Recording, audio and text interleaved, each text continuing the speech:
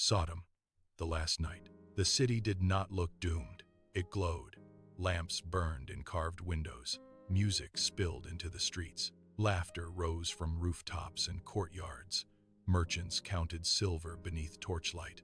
Doors opened. Wine poured. Voices carried through the warm evening air as if tomorrow had already been promised. That is how fallen cities look in their final hour. Not broken, not ashamed, beautiful, confident, certain that judgment belongs to other people. Sodom stood beneath the darkening sky like a jewel on the plain, rich with appetite, thick with noise, proud of all it had become. Its people no longer called darkness darkness. They had renamed it freedom. They had polished corruption until it looked like culture. Mercy was mocked. Restraint was despised. Weakness was entertainment. And because the heavens had been silent so long, they mistook silence for approval.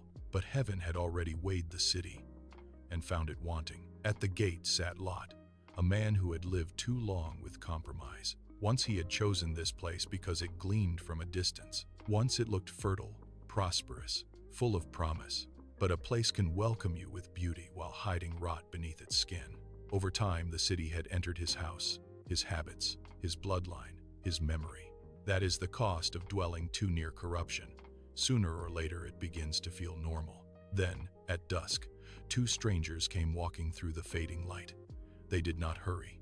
They did not stare. They did not carry the unease of ordinary travelers. There was something terrible in their calm. Lot rose at once and urged them to come under his roof. He knew the streets after dark. He knew what kind of city this was when the lamps burned low. He pressed them until they entered his house. And there, in that small place of bread, shadow, and uneasy welcome, the final night began. Outside, the city breathed. Inside, the air tightened. Then came the sound. Footsteps first, then voices, then more voices. Then the swelling murmur of a crowd gathering like floodwater around a door. The house was surrounded. Men from every quarter of the city pressed into the street, their demands rising through the night with shameless hunger. There was no secrecy in them now. No disguise, no embarrassment. Their corruption had become public, civic, celebrated. The whole city seemed to speak with one mouth. This is what happens when evil grows old in a place it no longer hides. It boasts. Lot stepped outside and closed the door behind him. One man before a mob, one fragile barrier between his home and the appetite of a city already rotting from within. He pleaded, but his words struck nothing. They had gone beyond hearing. Once a people begin to hate the very language of restraint, warning sounds to them like insult. Conscience becomes the enemy. Light becomes accusation. They surged forward. And then the strangers pulled Lot back in. The door shut, and outside, blindness fell. Not enough to change them, not enough to turn them back, only enough to reveal what they already were. Still, they groped for the entrance. Still, they exhausted themselves searching for the door. Even judged, they would not stop. Even struck, they would not turn. That is the real horror of a doomed culture, not simply that it sins, but that it cannot imagine stopping. Inside, the message came plain and cold. Take your family. Leave now. The city is finished.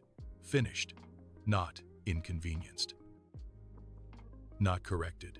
Not warned one last time. Finished. Lot ran to those tied to his house and told them the truth, but he seemed like a man joking, and why wouldn't he? The street still stood. The night was still warm. The towers had not fallen. The markets had not burned. People always laugh at judgment while the walls are still upright. That is the old madness of man to believe that because the sentence has not yet fallen, it never will. Morning drew near, and still Lot lingered. That may be the darkest part of all. Even with destruction at the threshold, the heart clings to what is familiar, to rooms, to possessions, to routines, to the dead weight of a life built in the wrong place. So the messengers seized their hands and led them out, because mercy sometimes has to drag a man from what he would otherwise die embracing. Then came the command: escape for your life. Do not stop. Do not look back. The plain lay silent beneath the pale edge of dawn. From a distance, Sodom probably looked almost beautiful. Roofs catching first light, walls standing proud, smoke rising gently from early fires. A city preparing for another day, as though breakfast and business and pleasure still belong to it. That is what makes the story terrifying. Sodom did not feel finished. It felt normal. And then the sky changed. The horizon burned with a strange and dreadful brilliance. The air thickened. The earth itself seemed to hold its breath, and suddenly heaven answered. Fire fell. Not metaphor, not warning, not inner feeling. Fire, the city that had laughed in the night, vanished beneath wrath. Towers disappeared into smoke. Streets split open. The beauty of the place was swallowed in flame and ash. The noise of men became terror. The confidence of the comfortable became dust. Everything they had built to outshout conscience collapsed in a single morning beneath the judgment they had called impossible. And still one final act remained.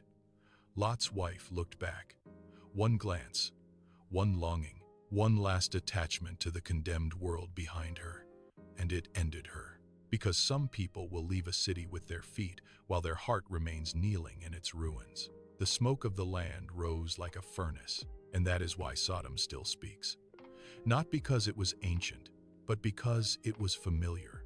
A city full of appetite, a people drunk on themselves, a culture that renamed corruption so it could love it openly, a generation that mistook delay for safety, a society entertained by its own decline, certain that warning voices were bitter, outdated, mad.